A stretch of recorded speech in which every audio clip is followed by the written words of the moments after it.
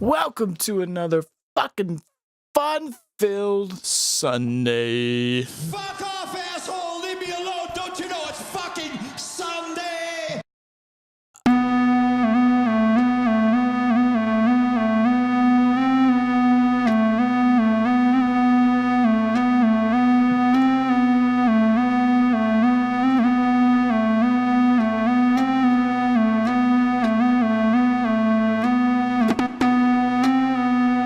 I don't know what the hell that was. That was a finger slip. That's what that was. Hello. It's nice to be here again. It's nice to be doing episode number 3. And what we're going to dive into today is how to go about building a synth in Reaktor Blocks very, very easily. And it's something that's very, very simple to do, and it's very fun to do. And it's just fun to start a creative path that literally you have to build from the ground up. And so any single sound that you get out of this experiment that you find cool it's just a little bit more personal to you, because the instrument that you built, that you put together, that you're hearing this thing from, is something that you literally had to build and connect and put together from the ground up. So we're going to put something together, maybe not something that's as detailed or deep as something like this, but it's going to look similar to this, and it's going to have a lot of the same concepts that this has, and be able to be a good review for anybody that is already familiar with building stuff within Reaktor Blocks, or just modular synthesis in general in the hardware world. But this is also going to be a great introductory, hopefully, video for anybody that doesn't know how to do this, and can hopefully understand how to put something that's fairly complex together in under about 5 minutes. That's going to be the goal. So what I'm going to do is I'm going to go into edit, and I'm going to start by turning on my search here, and I'm going to start with a new block template. So I'm actually going to, just for me personally, go into my library mode, and here's my new blocks template. So I'm not going to save this. So this is it. Not much to it. And what's our time? 12:46. So by 12:51, I'm going to hope that we have a new sort of synth going here in under about 5 minutes. Let's go. So I don't think we need these two guys, macro knobs and macro switches. I'm sure we can play around and do stuff with this one day, but I'm not going to worry about it for right now. So what I actually want to show is both my panel view and my structure view. It's something I commonly look at together all the time in a split view, so I can see not only what's going on instrument-wise in the guts of the connections, but also see what the front panel looks like and make sure everything kind of makes sense. So I actually don't think we're going to need this clock for what we're doing today either. And I can always add it back if we do. But the main thing that we're going to start with is what we start with here, the utility note in. And this is where your pitch is going to be coming from. And just a small, tiny little indicator for me. I do have MIDI coming in here. This is a recordable track, so we should be good to go. So what I want to do next is add some oscillators. That's going to be what actually kicks things off and starts actually making the sounds for us. So going back to my library, I'm actually going to open up a number of these folders that come with the normal Reaktor Blocks installation. So this is all factory library stuff that I'm going to use. And I'm going to start with a couple of things that I know I'm going to need. I'm only going to use 2 oscillators in this particular instrument, so I'm going to use a crossfader, and that's going to help me fade between those 2 signals. And then I'm just going to pull in a couple of oscillators. I love the way the Monarch Oscillator sounds, so I'm going to go ahead and pull this one in, and this will be my bass line. And I'm actually just going to name this Oscillator 1. Cool thing to do here. I know this is the Monarch. I know this just by looking at it. So I don't have to see the name Monarch there. So I can name this whatever I want. If you just double click on it, you can type in whatever you want on your keyboard. And that's helpful because that's now what it's going to be named when you look at it in the panel. I haven't played with this much, and I want to play with it today. So this is a little bit of something old and original when Blocks first came out. And then they updated Blocks eventually and came out with some of the Kodiak modules. And this Duality Oscillator is really super cool, and I like it because, I mean, even the size of it is monstrous, and I don't completely understand how it works. And that is, to me, some of the best creative circumstances, because then you find yourselves on paths that you're not really familiar with, and sometimes good things can come out of that. So I'm just going to say this is my second oscillator. It's oscillator number 2. And I'm going to spread things out a little bit and just make my belly of my instrument, but just make Mark work with it here. So I'm going to go ahead and start dragging my pitch cables, and this is going to basically connect my utility note in, which is capturing my MIDI, and it's going to put it into these oscillators. Now, basically, what I want to do next is start adding my envelope and start adding a amplifier. And what that's going to do, and I'm going to connect these two things together. And what that's going to do is that's going to help me control this signal over time. And it's going to assist with basically turning it off and turning it on whenever I hit the keyboard. That's essentially the name of the game here. So I'm going to drag my gate signal from utility note in to the gate input of the envelope. And I'm going to drag the out of this envelope, not to the in, because that's where the audio signal needs to go, but I'm going to drag it to mod A. And before I go any further, I'm actually going to start to rearrange my panel and just make things look a little bit more clean. So I would actually prefer my synth and my envelope, my oscillators and my envelope to kind of be close to one another, but move some of these things more at the output stage to the end. So, and I don't want necessarily everything spread out on 3 levels. I think we can do everything we need to do within 2 levels. So back to looking at my structure view, what I'm going to do now is blend these 2 signals together in my crossfader. And then I'm going to take the output, and I'm basically saying, okay, here's my oscillator out. I'm going to run this into the amp. So now this is an amplifier signal, and then I'm going to run the output of this amp to the output. And hopefully we can start hearing something here. So I've got the gate on here. Oh, and one key step. I have this is the envelope that is controlling the VCA. So I'm going to say that, VCA envelope. And the way it needs to control the VCA is by modulation. I have it going into the modulation input bus A. So that means on bus A, I need to tell the amplifier that whenever it receives a signal, it needs to modify that amplifier, and I say by 100%. It needs to turn it all the way up, or if it's, just depending on whatever it receives from this envelope. So that way I know that basically the amplifier is a slave to the envelope, and whatever the envelope tells it to do, it's going to open and close. Oops, I just made a funny drag there. It's going to open and close this amplifier signal based on whatever's coming out of this envelope. So let me stop talking and show you what I mean. Now I should have some sound, hopefully, and I do. It's very basic, and we can start poking around the controls and understanding what's what here pretty soon. But I'm a little late on time, but we have a basic synth running. We have no filters. We have no real modulation set up. But we have basic sound already in under 5 minutes. And it's very simple to do. So where the sound is coming from, it's coming from this utility note in, which is sending a signal to tell these 2 oscillators what pitch I'm hitting on my keyboard. So I have a keyboard controller, right? Just like a MIDI keyboard controller. It's hooked up to my computer, and that's running into Pro Tools and telling this particular channel that's running Reaktor what pitch I'm setting to it. And these are telling the oscillators to ring out at those pitches. That's basically it. And if I wanted to actually see some waveform here, I could see that if I round it into the scope. So I'm actually going to take the output of the amplifier signal, which I'll turn on and off with my keyboard strokes, and I'm going to run that into the scope. I'll come back to the panel. And see, now you see the scope kind of light up with what the signal looks like.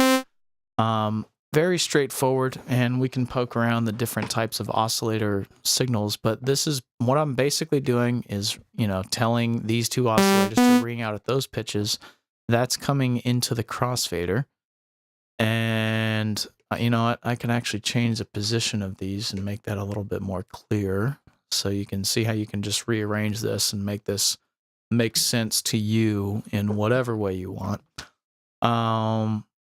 But I'm basically crossfading between these two signals. So if this is oscillator 1 and this is oscillator 2, I'm going to say this is my 1, 2, X fade. And back on the panel view, if I rotate the knob this way, we're hearing 100% Monarch signal. And we can do whatever we want. And there's a lot of options here, and we can poke around more with that. And if I fade it the other way, we're hearing 100% Duality Oscillator signal. So what's really cool about this that I've noticed is that it says Duality Oscillator for a reason, because there's basically two oscillators built within this thing. There's a main oscillator, which is kind of a multi-stage oscillator, it looks like. And then there's a modifier oscillator that, you know, if you start playing around with the AM and FM controls here, this modifier oscillator starts to modify the main oscillator. So it's pretty cool because it's internally routed to do some really cool sounding stuff just with this one single oscillator. So anyhow, we can poke around with this more, but basically what I'm doing is fading between these two signals. Not much going on here. And then the attack, decay, sustain, release, you know, that is how fast the signal turns on. There's either a delay when I hit the keyboard stroke like that, so fade up until you hear the signal, or it might be really tight and you might hear the signal immediately whenever I hit the keyboard. So that's the attack control. Decay, you know, how fast it goes away. Sustain, release. So this is controlling the shape of the signal over time whenever you hit the keyboard. And you can just jack around with this and really just kind of hit your keyboard, and mainly that's how you can best understand what these controls do. Honestly.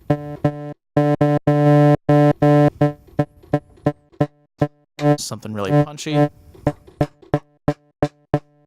have, you know, tighter release and sustain and decay controls, something that's longer, a little more spacious, maybe a little more open attack, definitely a longer release.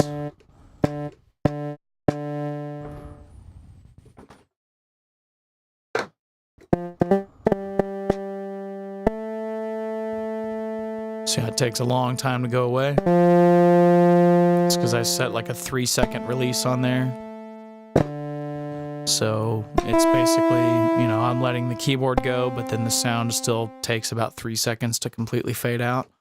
So you can, you know, you can play with this to get sort of whatever sound you're looking for. I kind of want to hear some of it over time, not over too much time. I like it to be fairly tight and I let the keyboard stroke go. That's cool. So now let's make this a little bit cooler. We have a basic synth going, but I think now we can make this a little bit more fun, add some filter, add some modulation, and that's really, really cool. You know, this is a very simple example of modulation where we basically have the gate signal from utility note in controlling the envelope, controlling the amplifier. So that's controlling the entire output going out to where we hear it in our ears, right? So that's a very simple example of modulation. I'm going to add another envelope, and we can look at kind of deeper modulation as well as an LFO. So that will allow us to kind of add some just, you know, different complexity and different abilities to modulate basically the various knobs and controls within these different modules. So, and then we're going to add a filter. So let's go ahead and start with a filter. I really like the Monarch filter, and I really like all the filters really, but let's just add this Monarch filter, and I'm going to drag some of this business out here, kind of give us some space to work with. And and that way we kind of understand the stages of everything. And I'm going to keep that going into the scope, but I'm going to remove these cables coming out of the amplifier and instead run it into the filter. And then I'm going to take the filter out and run that. So now we have the entire signal path running through the filter, and let's start playing with that and see what that sounds like. So that's that classic filter sweep sound, where that comes from. And there's some other controls, like I really like from the other video, feedback controls are really sweet. Because you for whatever here, you hit these weird bass tones that just sound really cool for if that, if that's what you're going for.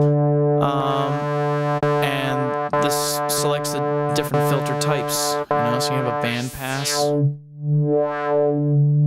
Band pass is really nice for creating bass tones, all sorts of stuff.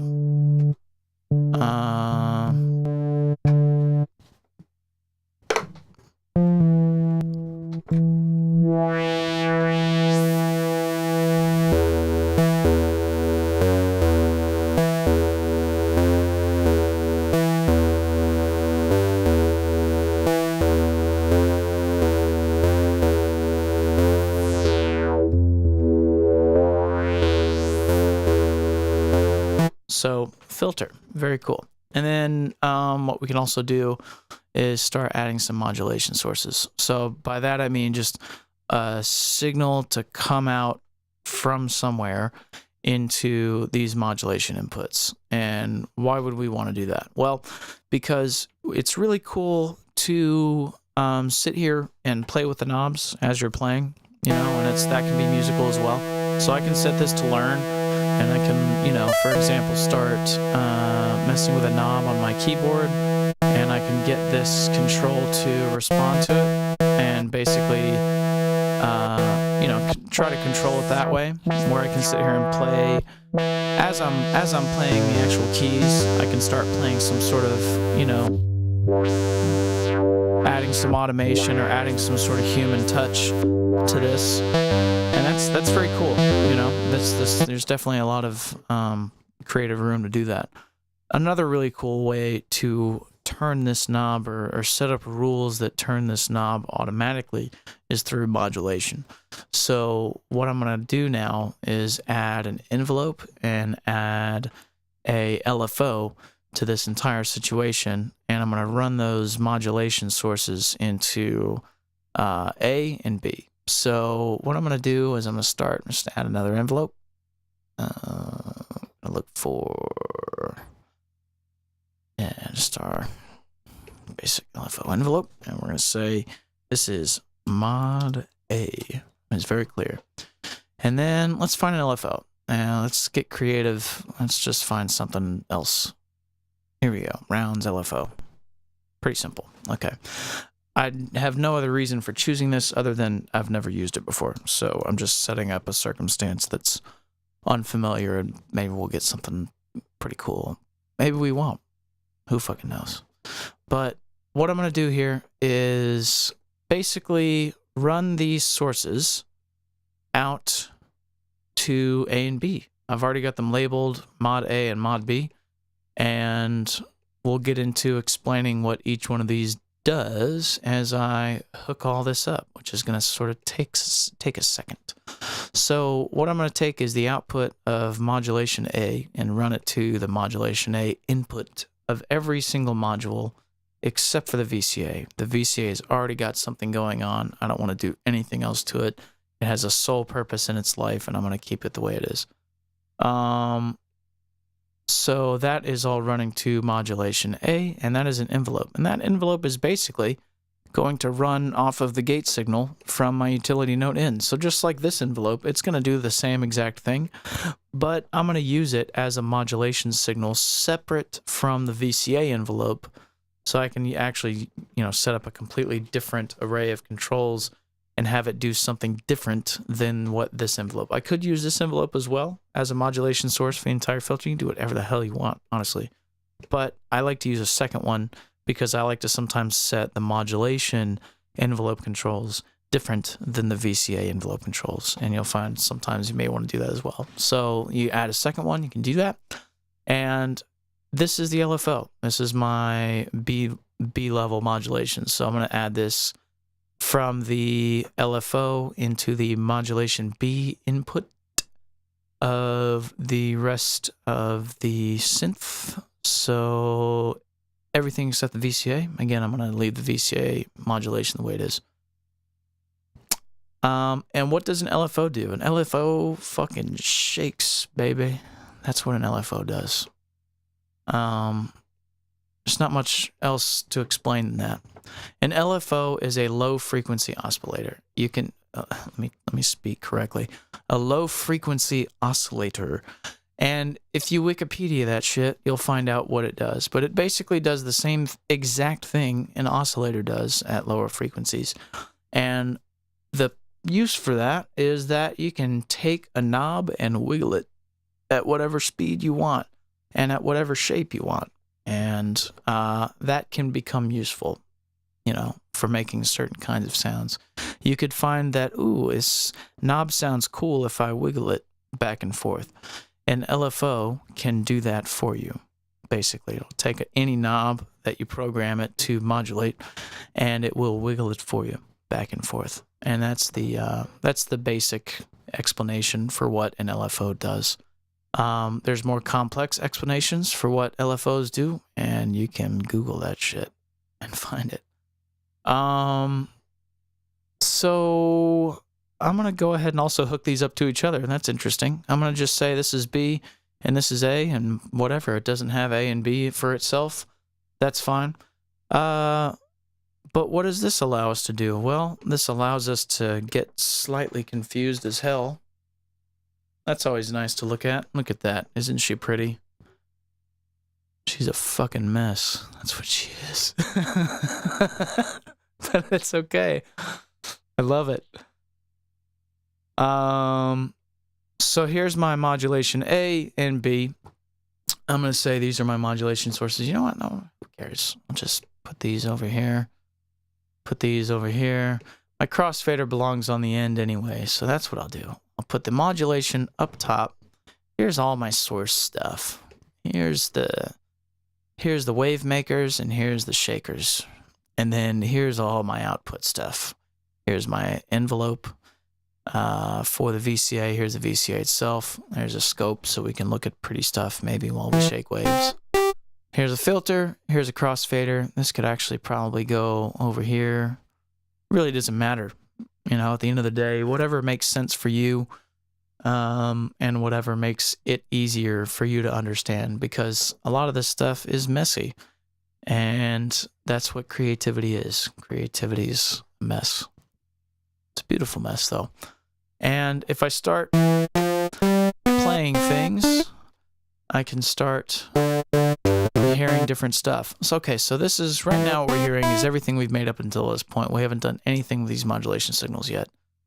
I am going to set something that's a little bit different than this signal so that you can kind of hear the difference between these two envelopes. I'm going to set it to release about a half a second. And set this to a little bit slower attack. And then I'm going to start modulating some stuff. What I'm going to start with is the crossfader. I'm just going to say flip between oscillator 1 and 2 at, you know, whatever this thing tells it to do. So I'm just going to say take the A signal, and you see how now these controls start to light up with some sort of control here, and this is mod A fade. Okay, just the amount of modulation applied to this parameter from the modulation A input. The slider is bipolar with no modulation being applied at the middle position, so sliding it upwards adds a non-inverted modulation, sliding it downward adds an inverted modulation to the parameter, so you can go either way. So we'll just go positive, and you see what it does there. This envelope is set to a lot of the same parameters as this envelope. I matched a lot of them except for the attack and release. I made them a little bit less tight. And I said take this and fade between those two signals. And so maybe, what if we did this? What if we just said, let's start the signal over here and then fade it that way? What does that do? That's kind of weird, but different, right? And so, okay, now we're starting to modulate things. We're starting to add rules where these modulation sources are set to a certain rule, and they are starting to turn knobs within your instrument for you without you having to do anything except for hit the keyboard. So interesting and weird. We're going to look at an LFO now. An LFO is a shaker. I love it because it's a blinky light. I love blinky lights. They make me think of droids and shit. But I can choose something. Like, what's this? This looks like more of a random looking wave. Selects the type of waveform produced by the LFO. Choose between triangle, saw, square, and random. Of course, that looks about as random as it can get. So that is the wave type, and there's a hertz thing on there. What does hertz tell you? Frequency. That's how fast this wave is going to shake. It adjusts the rate, speed of the LFO. Depending on the mode selected with the free gate host button, you can set a frequency in hertz or notes. I'm not going to look into too much what the hell that even means, but what you can see, obviously, is the blinky light start to shake a little bit faster as you turn up the speed. Makes sense. So now this is my B source. Now I'm going to take something at random. I love messing with these FM and AM controls, so let's shake this a little bit slower, and ooh, that's pretty wild. Let's try that again. I didn't do anything. This is left just the way it is. I'm going to slide this the other way, do an inverted. You see what starts to happen? This signal is telling this FM control to shake at this random wave type at this speed. So now I'm using this modulation source to control this knob. And it starts to sound infinitely weirder as I do stuff like that.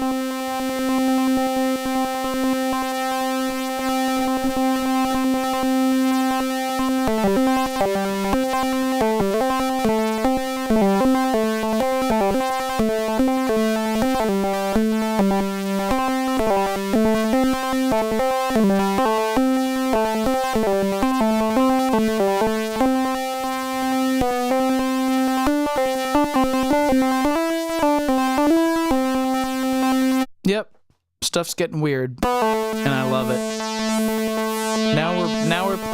Now we're playing with things that we slightly understand and we slightly don't understand, and that always creates a very cool, interesting set of creative circumstances, because now you're in a world that you're in a situation that you've created. You created this whole beast, but you also, and you slightly understand how it works, but you also don't in some ways, and that just, you kind of skirt this line between being comfortable but uncomfortable, and that always creates a very awesome, very interesting set of circumstances to be creative. So, again, like, I don't even know what any of these controls do very much, and that's another thing, FM. So I'm going to set up the FM. And frequency modulation is really cool because you can basically tell an oscillator to modulate the frequency it is sending out. Because remember, the oscillator is what is creating the waveform that you're hearing in the first place. Before you run it through any crossfaders or filters or amplifiers or any of that sort of stuff, the waveform that you hear, the saw or the sine wave or the square or whatever it is you're hearing, is coming from these oscillators. So you can tell one oscillator to modulate the frequency of another oscillator, and that's exactly what this is doing. FM modulation input for oscillator frequency amount is set with the FM control. So this is always running into this FM input now from the modulation output of this duality oscillator, which means that in a way that I slightly understand but slightly don't understand, in a way, this duality oscillator is modulating the frequency of this oscillator as it is sending out signal. So you can hear more or less what that sounds like by messing with this knob as you start to play.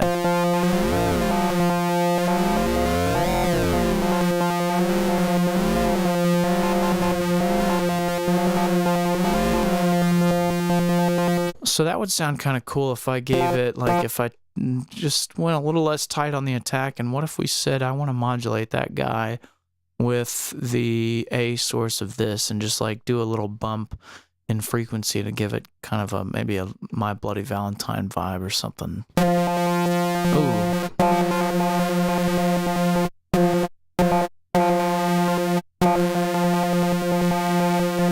That's cool.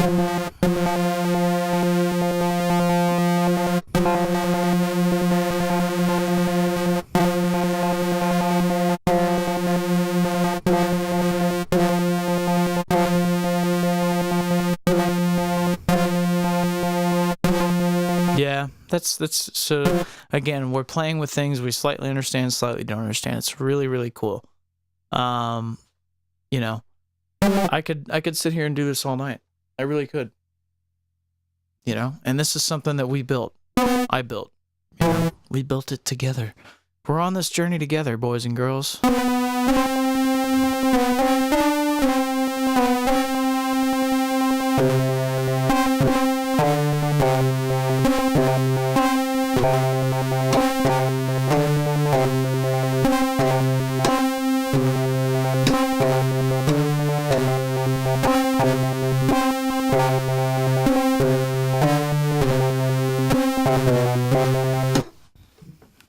Very cool stuff.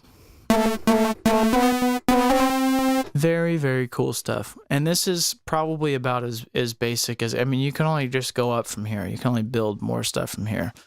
You know, they have, there's mixers in here that mix 4 signals together.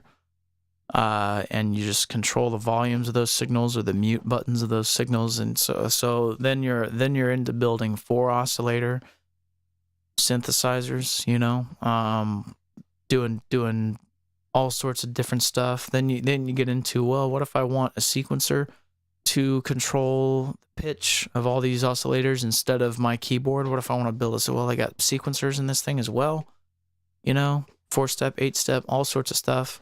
And the possibilities become pretty endless, you know, when you start diving in. So really, really cool.